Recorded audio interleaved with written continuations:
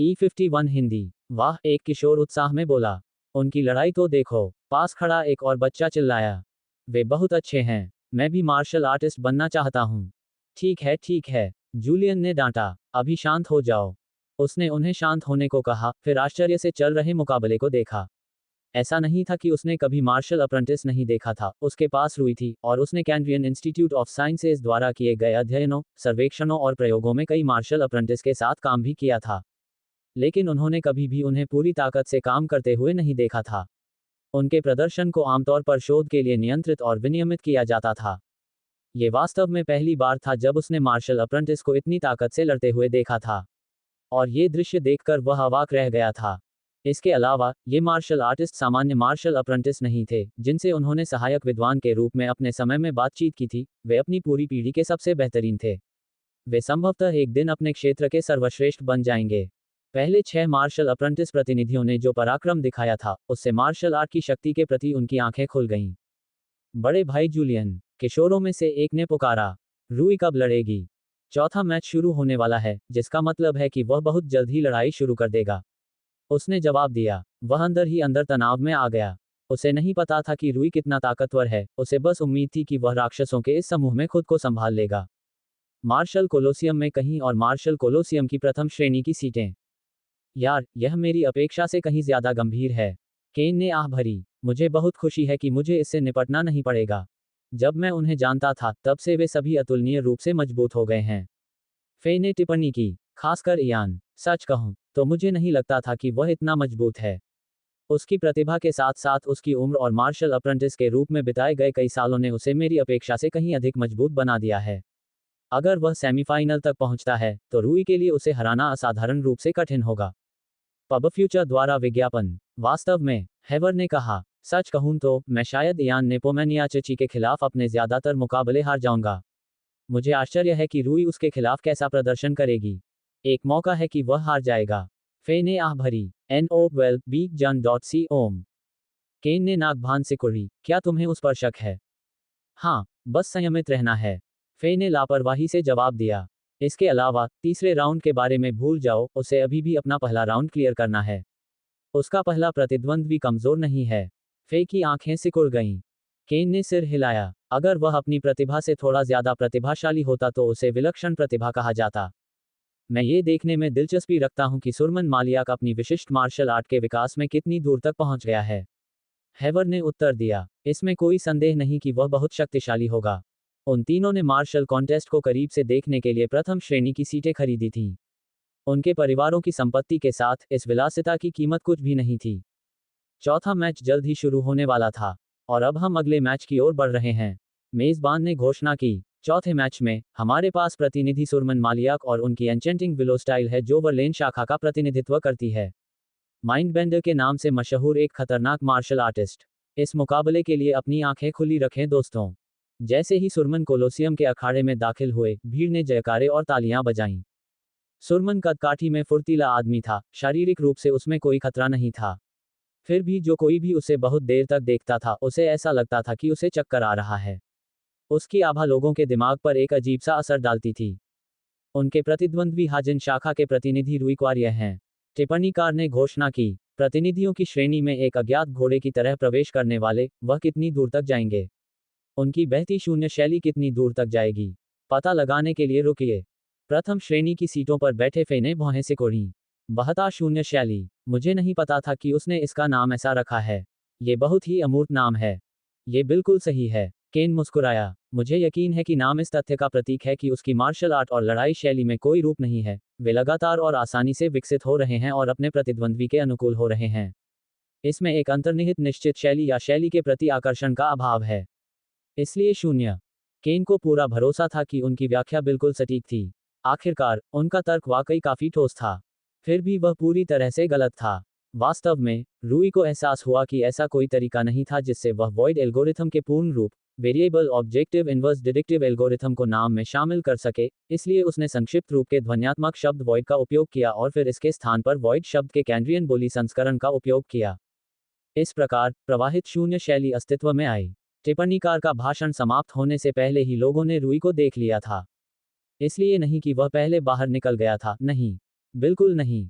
उसकी एकाग्रता के भार से उत्पन्न मानसिक दबाव ने उसके दिखाई देने से पहले ही लोगों का ध्यान उसकी ओर आकर्षित कर लिया। फू, रूई ने सांस छोड़ते हुए कहा जैसे ही वह सामने आया। उसकी आंखें संकुचित थीं और अपने प्रतिद्वंद्वी पर टिकी हुई थीं। उसने और कुछ नहीं देखा। उसने अपना ध्यान केंद्रित करने में जो लंबा समय लगाया था, उसका उसे फायदा मिला। वह आसानी से और जल्दी ही उस केंद्रित मनस्थिति में प्रवेश करने में सक्षम हो गया जिसे वह विकसित कर रहा था।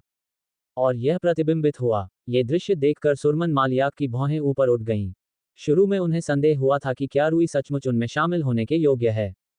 अब उस मामले से जुड़े सभी सवाल खत्म हो चुके थे। रूई का उस पर पूरा ध्यान था। सुरमन ने शायद ही कभी किसी मार्शल अप्रेंटिस से ऐसा दबाव महसूस किया हो।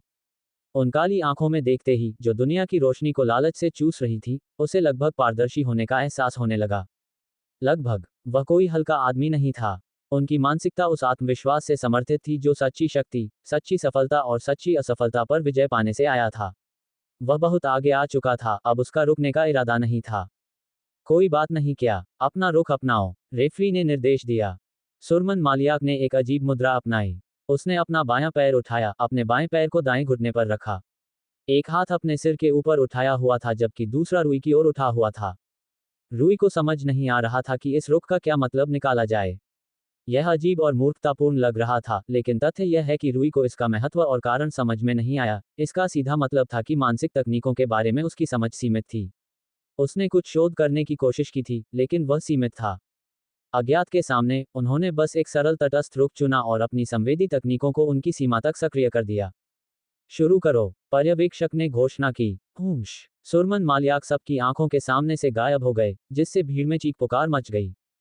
पाव, वह रूई के पास आकर एक शक्तिशाली प्रहार करने लगा, लेकिन आश्चर्य की बात यह थी कि रूई ने उसे आसानी से रोक दिया था। पाव, सुरमन आश्चर्य में पीछे हट गया। उसे उम्मीद नहीं थी कि उसका गलत दिशा निर्देशन इतना शानदार ढंग से विफल हो जाएगा। उसे यह नहीं पता था कि रूई उससे कहीं ज्यादा गलत दिशा निर्देशन को देख सकता था, जिसका उसने इस्तेमाल किया था। आखिरकार, रूई शून्य चरण तकनीक के बावजूद के इनकी स्थिति का पता लगाने में सक्षम था, ग्रेड 10 की क्षमता और कठिनाई वाली तकनीक। रूई ने उसका पीछा किया, उसे आसानी से जाने नहीं दिया। सुरमन ने यह दृश्य देखकर रुककर फिर से अपना अजीब रुख अपनाया। उसने अपने हाथ पैरों को धीरे धीरे लहराते हुए हिलाया, जबकि रूई उसके पास आ रहा था। तभी रूई की आंखें खुली की खुली रह गईं क्योंकि अचानक उसे सुरमन मालियाक की आकृति दो भागों में दिखाई दी। अचानक उसे दो सुरमन मालियाक दिखाई दिए। ये जादू क्या था? पाव, सुरमन मालियाक्स ने दोनों पर प्रहार करते हुए उसे पीछे धकेल दिया। रूई ने भौहें सिकुड़ी, शांत हो गई। क्लोन असली नहीं था, मार्शल आर्ट इतना बेतुका नहीं था, अभी तक नहीं। इसके अलावा, सुरमन की खासियत मानसिक तकनीक थी, इसलिए ये किसी तरह की चाल थी जिसे रूई समझ नहीं पा रही थी। उन्होंने सुरमन की जो दो छवियां देखी वे एक जैसी थीं, उनकी स्थिति और उनकी गतिविधियां सभी एक जैसी थीं।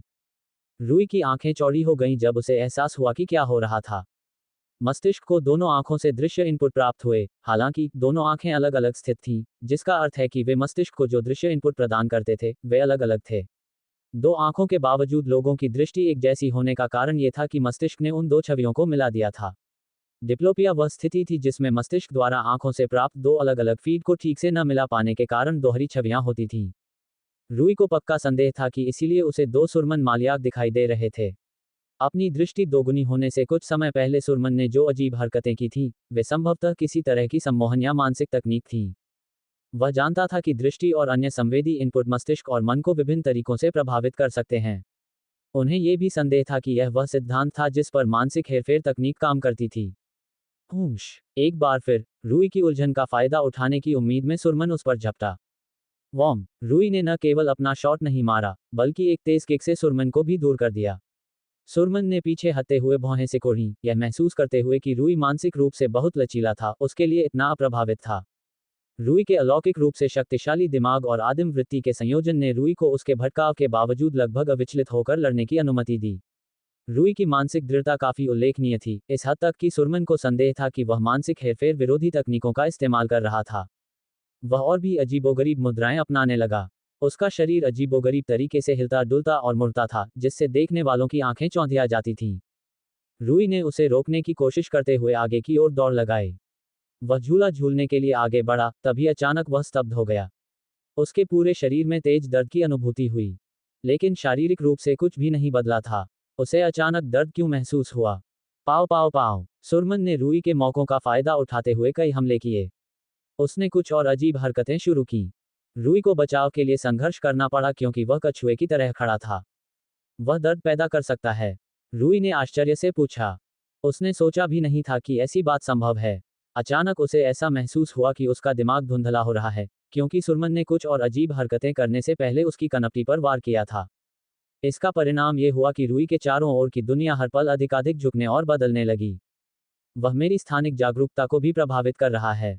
धमाका। सुरमन की मुट्ठी रूई पर लगी, जिससे वह पीछे हट गया। उसने रूई के मौकों का बेरहमी से फायदा उठाया और जल्द से जल्द लड़ाई खत्म करने की कोशिश की। दूसरी ओर रूई अभी भी सदमे में थी और उत्साहित। हर बार जब वह सोचता था कि वह मार्शल आर्ट को समझ गया है, तो कोई नई तकनीक सामने आ जाती थी और उसका विश्व दृष्टिकोण बदल देती थी। सुरमन मालियाक उनमें से नवीनतम थे। एक मार्शल आर्ट जो दर्द की भावना, स्थानिक जागरूकता और ध्यान को दूर से और लगातार प्रभावित कर सकता था, लगभग बिना किसी पूर्व शर्त या महत्वपूर्ण चेतावनी के। यह अत्यंत शक्तिशाली था। रूई को अब पूरी तरह से समझ आ गया था कि क्यों सुरमन को उसकी मार्शल अकादमी शाखा के प्रतिनिधि के रूप में चुना गया था। वह परेशानी में था, वह दर्द में था, वह भ्रमित था, फिर भी उसे केवल एक ही भावना महसूस हुई। बेलगाम परमानंद। हो। सुरमन मालियाक की आंखें चौड़ी हो गईं जब उसने रूई की रुकी हुई हंसी सुनी। उसने देखा कि उसके मुंह के किनारों पर एक मुस्कुराहट उभर आई थी। रूई बेकाबू होकर हंसने लगा। वह खुद को रोक नहीं पाया। वह कैसे न रोक पाता? उसे अभी अभी दिखाया गया था कि मार्शल आर्ट की एक और दिशा थी जो उसकी कल्पना से परे थी, जिसके बारे में उसे पहले कभी पता भी नहीं था। वहां मौजूद हर कोई भ्रमित हो गया। वह पागलों की तरह क्यों हंस रहा था? क्या ये भी एक मानसिक हेरफेर मार्शल आर्ट तकनीक थी? क्या सुरमन मालियाक ने अपने विरोधियों को पीटते समय उन्हें हंसने के लिए मजबूर किया था? अगर ऐसा था, तो ये कितना क्रूर और क्रूर था। सुरमन खुद भी असमंजस में भौहें सिकोड़ रहा था। उसने ऐसी तकनीक कब सीखी थी? क्या उसने अपनी तकनीक के स्क्रॉल का डेटा ठीक से नहीं पढ़ा था? बम बम बम। उसने मारपीट बंद नहीं की, बल्कि उसे जबरदस्ती रोका गया। अखबार। रूई ने अचानक अपनी मुट्ठी में से एक को धीरे से पकड़ा। वह बिना कुछ कहे सुरमन मालियाक की ओर मुड़ा। उसने कुछ नहीं कहा, लेकिन उसके चेहरे पर कृतज्ञता का भाव था। मुझे ये दिखाने के लिए धन्यवाद कि क्या संभव है। उसने सोचा कि जैसे ही उसने सुरमन पर एक शक्तिशाली भारी प्रहार किया। मुझे आपको हराकर धन्यवाद देने दीजिए। धमाका। तुम्हें लगता है कि यह किसी तकनीक का हिस्सा है? फे ने चिंता के साथ पूछा था जब उसने रूई को पागलों की तरह हंसते हुए देखा था। केन ने उसे तब भी घूरा जब उसे पीटा जा रहा था और फिर मुस्कुराकर जवाब दिया, नहीं, वह बस मजे कर रहा है। फेई जवाब देने ही वाला था कि अचानक रूई ने सुरमन की मालियाक मुट्ठी को साफ तौर पर पकड़ लिया, जिससे दोनों आश्चर्यचकित हो गए।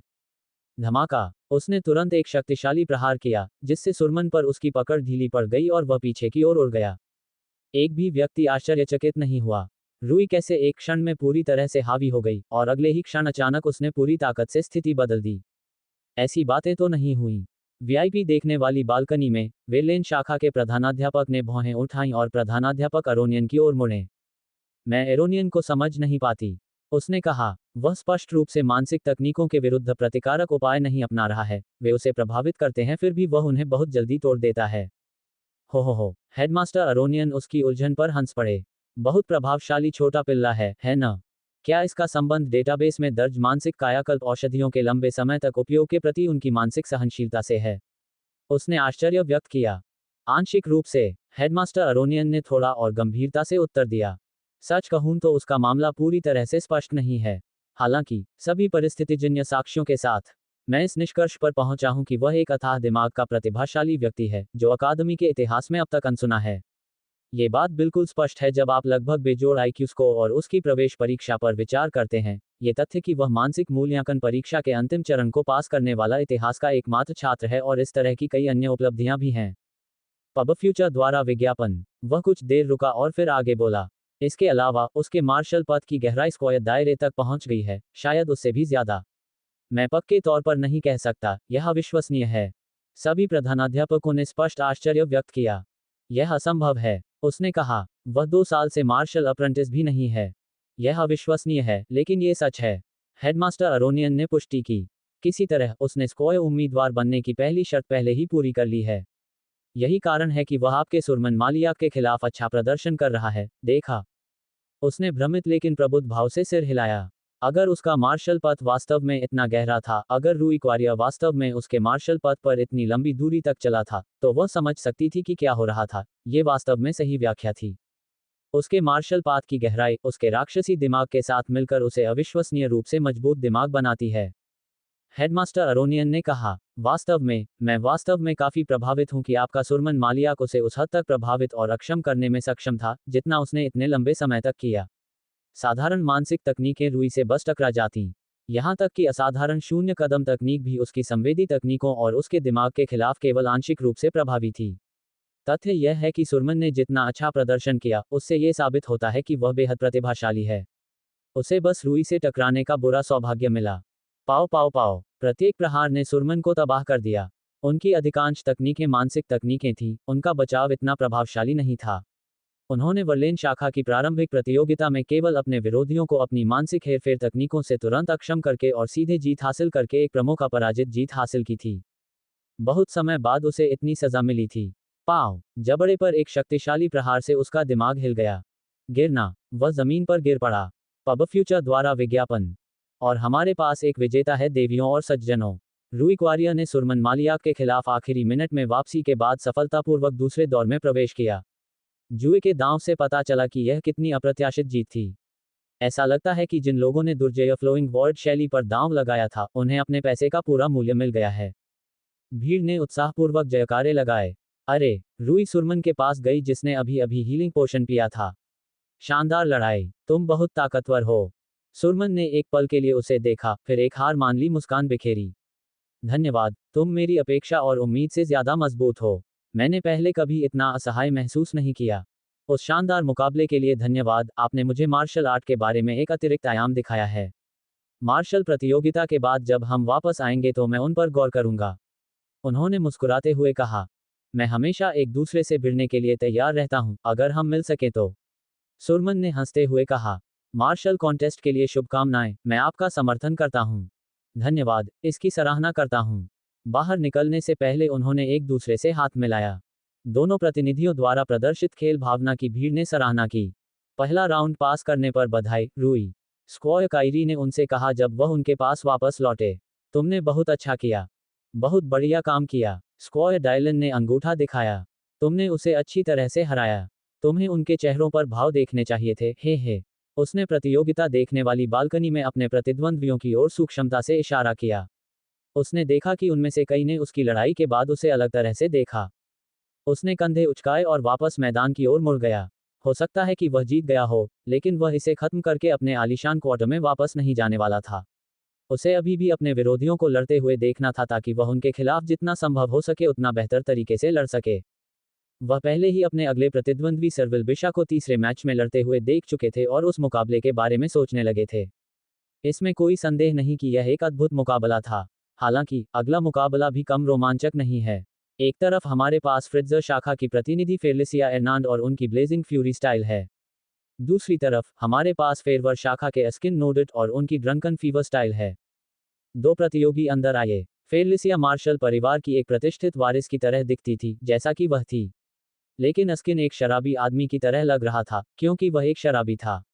वह बेपरवाही से टहल रहा था, उसके चेहरे पर एक स्वप्निल खोया हुआ भाव था, जो बीच बीच में हिचकी ले रहा था। रूई ये दृश्य देखकर मुस्कुराया।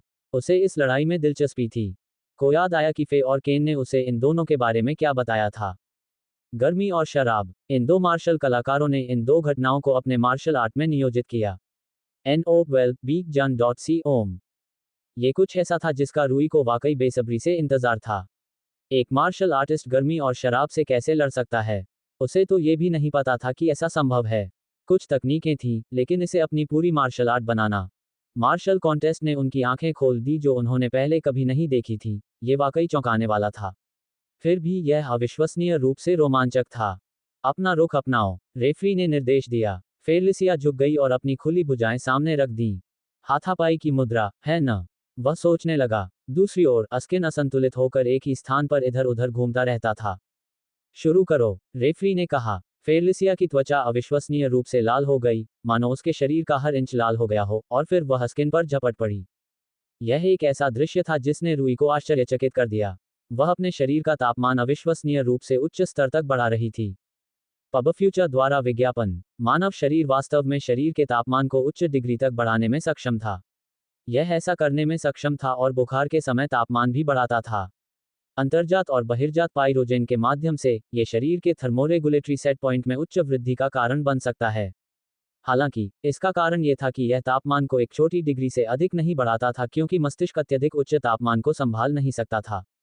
सामान्य मानव मस्तिष्क अर्थात मार्शल प्रशिक्षुओं के मस्तिष्क में न्यूरोकेमिकल स्तर पर उन्नत क्षमता होती है।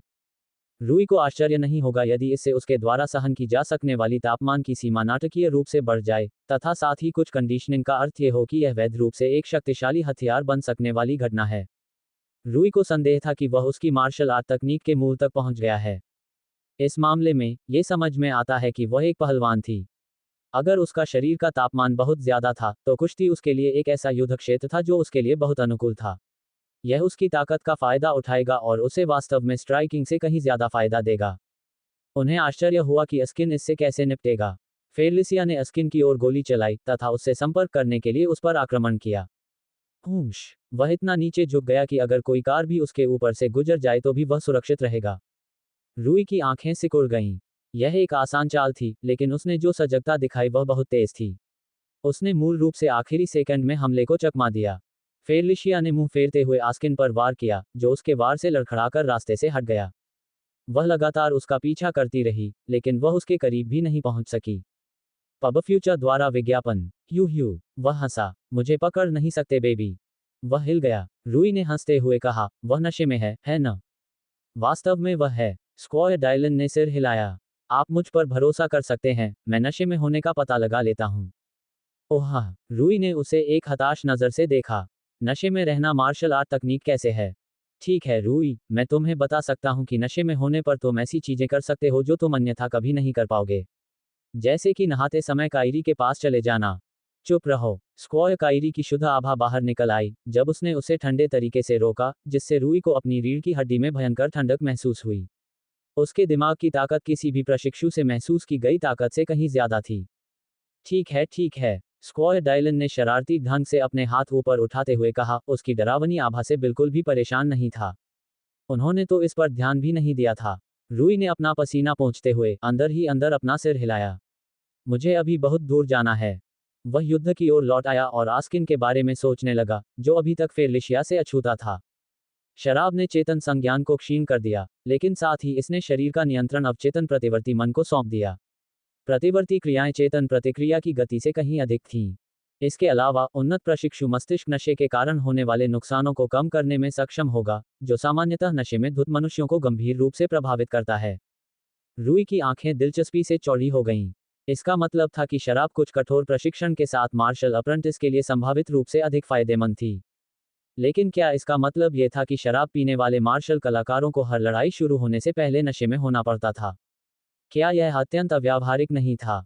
मुझे आश्चर्य है कि क्या उसे कंडीशनिंग से गुजरना पड़ा था। इसकी पूरी संभावना है कि उसने ऐसा किया हो। स्क्वायर डायलन ने कहा, ऐसी कुछ खास शराब उन्मुख कंडीशनिंग तकनीकें हैं जो उपयोगकर्ताओं को उनके शरीर और रक्त में बड़ी मात्रा में शराब को स्थायी रूप से बनाए रखने की अनुमति देती हैं। क्या? रूई ने आश्चर्यचकित होकर स्क्वायर डायलन की ओर देखा।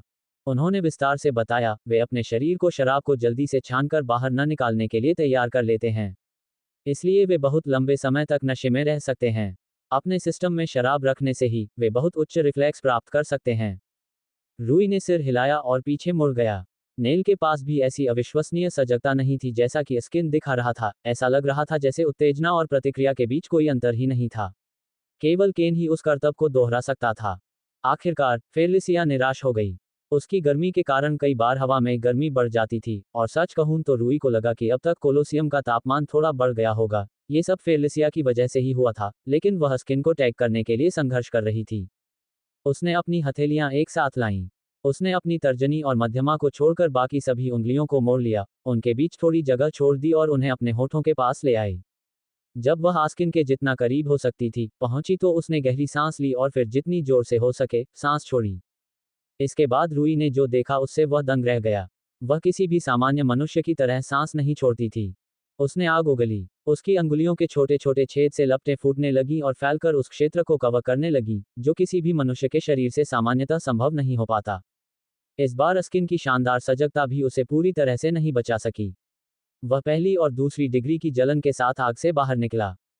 रूई ये दृश्य देखकर दंग रह गया। उसने सोचा था कि सुरमन अविश्वसनीय है, लेकिन फेलिसिया शायद उस स्थान पर कब्जा कर सकती थी। ने प्रत्येक प्रतिनिधि के लिए बार बार यही महसूस किया, लेकिन वे वास्तव में प्रतिनिधि के पद के योग्य थे। अपनी बॉडी हीटिंग तकनीक के साथ भी वह आसानी से मार्शल अकादमी की हाजिन शाखा में शीर्ष 5 में होगी। मूल रूप से सभी के साथ उसकी अनुकूलता बहुत अच्छी थी, क्योंकि उसे छूने मात्र से ही नुकसान हो जाता था। वास्तव में रूई ने यहां तक कहा कि वह हैवर को हरा देगी और कम से कम केन को गतिरोध में डाल देगी। हैवर को मजबूत अवरोधन और शारीरिक संपर्क की आवश्यकता थी। फेलिसिया उस पर हावी हो जाएगी क्योंकि वह उसके साथ संपर्क बनाए रखने में सक्षम नहीं होगा। केन भले ही उसके खिलाफ हार ना पाए, लेकिन वह वास्तव में उसके खिलाफ जीत भी नहीं पाएगा। केन का आक्रामक और रक्षात्मक खेल पहले से ही सीमित था। अगर वह उसे वास्तविक रूप से छू भी नहीं सकता था, तो मूल रूप से उसके लिए कुछ भी नहीं था। और फिर उसका शानदार अग्नि हमला हुआ। रूई को नहीं लगा कि वह वास्तव में अपने फेफड़ों के भीतर से आग निकाल रही थी। अगर उसे अंदाजा लगाना होता, तो वह अपने शरीर के अत्यधिक तापमान का इस्तेमाल हवा को जलाने के लिए कर रही थी। उसने अपनी लाल उंगलियों के बीच से जितना हो सके उतनी जोर से हवा फूंकी। उच्च तापमान और उच्च दबाव का संयोजन संभवतः उस स्तर तक पहुंच गया जो उस हवा को जलाने के लिए पर्याप्त था जिसे वह छोड़ रही थी। यह एक अविश्वसनीय तकनीक थी जिसका क्षेत्र अपेक्षा से कहीं अधिक विस्तृत था। यह ऐसी तकनीक नहीं थी जिसमें अपना सब कुछ गर्म किए बिना महारत हासिल की जा सकती थी। हालांकि अस्किन भी कमजोर नहीं था। पाँव वह उस पर जूते से ऐसे अस्पष्ट कोनों से प्रहार करके, जिससे बचाव करना कठिन था, क्षति को कम करने में सफल रहा। पाव पाव पाव उसने फेलिसिया पर पीछे की ओर किक की बौछार की, जबकि वह उल्टा हाथ करके खड़ा था और उसकी पीठ उसके सामने थी। यह एक अविश्वसनीय रूप से हास्यास्पद दृश्य था, फिर भी इसने उसे बिना किसी नुकसान के उस पर हमला करने की अनुमति दी। हूश उसने अपने पैरों पर एक अजीब सी घूमती हुई पलटी के साथ उससे बचने की कोशिश की। रूई को उसकी चालों का अनुमान लगाना काफी मुश्किल लगा। यह आसान नहीं था और उसकी लड़ाई की शैली काफी अप्रत्याशित, असीमित और अप्रतिबंधित थी। वह रूढ़िवादिता से भटक गया। नवंबर LBJNN मार्शल अकादमी में छात्रों को फाउंडेशनल स्टेज में युद्ध के बारे में कई सिद्धांत सिखाए जाते थे। ये सिद्धांत पृथ्वी पर भी सिखाए जाते थे। वे बेहतर तरीके से लड़ने के लिए बुनियादी दिशा निर्देश थे। मार्शल आर्टिस्ट लंबे समय से उन्हें हल्के में लेने और इस तरह से लड़ने के आदी हो गए थे जैसे कि उन दिशा निर्देशों का ज्यादातर पालन किया जाएगा। और ऐसा हुआ भी, क्योंकि वे दिशानिर्देश और मानदंड सामान्यतः अच्छे, समय परीक्षित सुझाव थे, जो वास्तव में कारगर थे। एड्स बाय पब फ्यूचर फिर भी ऐसा प्रतीत होता था कि उनकी मार्शल आर्ट की विशिष्टताओं के कारण रूढ़िवादी युद्ध के अधिकांश आधारभूत मानदंड उन पर लागू नहीं होते थे। उसने हर नियम तोड़ा, लेकिन किसी तरह वह बच निकला। सच कहें तो वह इतना भिन्न था कि वॉइड एल्गोरिथम को भी उसके अनुकूल ढलने और विकसित होने में समय लगा। मैच देख रहे कई मार्शल आर्टिस्टों को तो उसकी विचित्र हरकतों को समझने में ही सिरदर्द होने लगा। फेलिसिया भी उनमें से एक थी। वह उसे ठीक से छुपाने में असमर्थता से और भी अधिक चिढ़ने लगी थी। वह विचित्र रूप से फिसलन भरा था और किसी तरह हमेशा उसके चंगुल से बच निकलता था। इसके अलावा उसने विचित्र परंपरागत हमले किए, जिनका बचाव करना उसके लिए कठिन हो गया। पाव पाव पाव वह कुछ अजीब हमलों का एक तीव्र संयोजन शुरू करने में कामयाब रहा, जो उसकी सुरक्षा को चकमा देकर निकल गया। उसके चेहरे पर चिड़चिड़ाहट झलक रही थी। अब तक एकमात्र हमला जिसने उसे सफलतापूर्वक चोट पहुंचाई थी या उसे मारा था, वह था उसकी अग्निश्वास का हमला। हालांकि उसे नहीं लगता था कि वह जल्द ही फिर से ऐसा कर पाएगी। हैरानी की बात यह है कि ऐसा नहीं लगता था कि वह इतना ढीला था। फिर कुछ बदल गया। पाँव फशशश अस्किन ने पीछे हटे हुए मुंह बनाया। उसने अपना पैर बुरी तरह जला लिया था। उसे समझ नहीं आ रहा था कि क्या हुआ था। उसने एक किक मारी लेकिन वह काफी जल गया। वह चोट से बच नहीं पाए, इसलिए उसने अपना पैर इस तरह से खिसकाया कि उसके पैर का खुला हिस्सा उसे लगे, न कि कम संवेदनशील हिस्से। रूई ने सिर हिलाया। ये सबसे अच्छी रणनीति नहीं थी जिसे रूई ने देखा, लेकिन इससे पता चला कि फेलिसिया एक चतुर लड़ाकू थी। नुकसान हो चुका था। अस्किन अपनी अपरंपरागत चाल पर बहुत अधिक निर्भर था, इसलिए उसके पैर पर गंभीर जलन अच्छी नहीं थी। एड्स बाय पब फ्यूचर इसके अलावा रूई को एहसास हुआ कि अगर उसके शरीर में हर समय शराब का उच्च स्तर बना रहता है तो शायद उसकी हालत और भी खराब हो सकती है। शराब बहुत ज्वलनशील थी और फेलिसिया बहुत गर्म थी। ये काफी संभावना थी कि हर हमले से सामान्य से ज्यादा नुकसान होता। इसके अलावा चोट के कारण उनकी गतिशीलता भी काफी कम हो गई थी। झाड़ FSSH फेलिसिया ने एक और हमले के साथ उसे पकड़ने में कामयाबी हासिल की। उसका आक्रमण आखिरकार उस पर उतरना शुरू हो गया था। हालांकि वह उसे पकड़ने में असमर्थ थी। आखिरकार पकड़ने के लिए चार्ज करना अभी भी जैब की तुलना में बहुत धीमा था। फ्लिक फ्लिक पाव। वह अपना पहला साफ वार करने में सफल रही। तब तक आस्किन काफी जल चुकी थी। तुलनात्मक रूप से उसने कोई खास नुकसान नहीं पहुंचाया था। आस्किन ने उस पर बहुत ज्यादा भारी वार नहीं किए थे। उसकी हालत दिन प्रतिदिन बिगड़ती गई। अंततः वह उस पर हमला करने और उसे पकड़ने में सफल रही। FSSHH पूछते हुए मुंह बनाया, जैसे ही फेलिसिया उसे पकड़ने और उसे और अधिक जलाने वाली थी। मैंने इस्तीफा दिया। वह एकदम से स्तब्ध रह गई। उसने तुरंत उसे छोड़ दिया। क्या मैंने सही सुना? उसने अविश्वास में उससे पूछा। मैच खत्म। रेफरी ने घोषणा की। विजेता प्रतिनिधि फेलिसिया एर्नांड। अस्किन ने अनाड़ीपन से कंधे उचकाए। मैं बेवजह जिद्दी नहीं हूं। मुझे पता है कि कब एक कदम पीछे हटना है। हिच। जब उसे औषधि दी जा रही थी तो वह बस उसे निःशब्द देखती रही, फिर मुड़कर चली गई। रूई ने सोचा, खैर कम से कम उसने खुद को कुछ दर्द से तो बचा लिया। वास्तव में, स्क्वायर डायलन ने सहमति जताई। अगर मैं उनकी जगह होता तो मैं भी यही करता। किसी के पास व्यर्थ में यातना को लंबा खींचने का समय नहीं है। रूई को यकीन नहीं था कि वह इस बात से पूरी तरह सहमत है। चाहे जो भी हो, वह अविश्वसनीय रूप से मजबूत होने जा रही है।